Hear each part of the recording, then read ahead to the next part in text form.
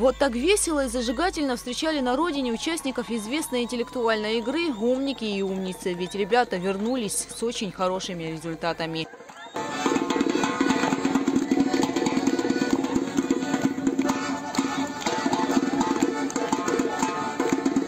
Дарья Ситникова, Саид Бирулава и Анна Амичева в минувшие выходные отвечали на сложные вопросы из истории, а также проявляли свое красноречие на площадке телевизионной олимпиады «Умницы и умники». Всего в интеллектуальной игре 3 дорожки, отличающиеся количеством вопросов и правилами. Красная – это 2 вопроса без права на ошибку. Желтая – 3 шага и возможность ошибиться 1 раз. Зеленая – 4 шага и 2 шанса на ошибку. Дарья Ситникова выбрала красную и, ответив на сложнейшие вопросы, прошла в полуфинал игры. Кроме того, она получила высший балл в конкурсе красноречия.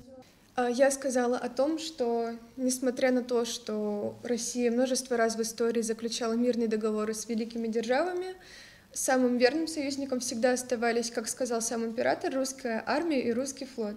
И в пример к этому я привела подвиги великого адмирала российского флота, адмирала Ушакова, да, который как бы рисковал своей жизнью, который множество раз доказывал свою верность, свою преданность своей родине. Дарья Ситникова не только красноречиво говорит на русском языке, но и свободно владеет абхазским. Аха ярайоп и харадзак стахыс сара апсуа школах сталарц.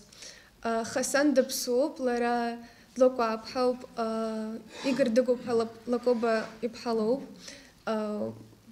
Обряза сан апсша ахилхяза Сергей хоть-хоть-ласцона. Хай харадзак апсша зарца сара школа.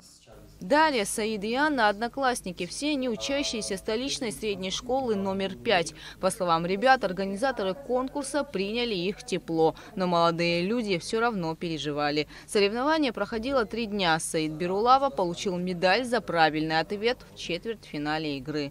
В первые 2 дня мы очень часто поднимали руку, то есть такая была система, поднимаешь руку, отвечаешь, но там было около 50 человек, и не всегда получалось, чтобы мы отвечали. И вот в первый день мы частенько поднимали руку, затем нам удалось взять 2 медали. То есть это Дарье 1 медаль и я 1 медаль. Затем второй день Даша смогла взять орден. И 3-й день так получилось, что то есть во второй день прошла 2-я жеребьевка. Дарья вышла на дорогу, то есть туда вытянула карту, и получилось так, что она должна была выходить. Агонистом. Да, стала агонистом. А я непосредственно узнал о том, что буду стоять на дорожке, быть агонистом, то есть за 2 игры, то есть за 2 гона до. Поэтому немного так нервозный был такой немного момент. За время игры участники успели подружиться с остальными конкурсантами. В интеллектуальной телевизионной олимпиаде принимали участие ребята из многих кавказских республик.